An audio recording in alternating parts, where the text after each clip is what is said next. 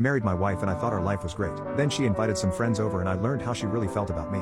Last year I married my wife, and I thought everything was going well. I took her out on dates, had intimacy with her, nothing too crazy, just enough to keep us both satisfied, and tried to spoil her as much as I could with breakfasts, flowers, and anything else I could think of. She was the first person I'd ever been with and she told me I was her first as well.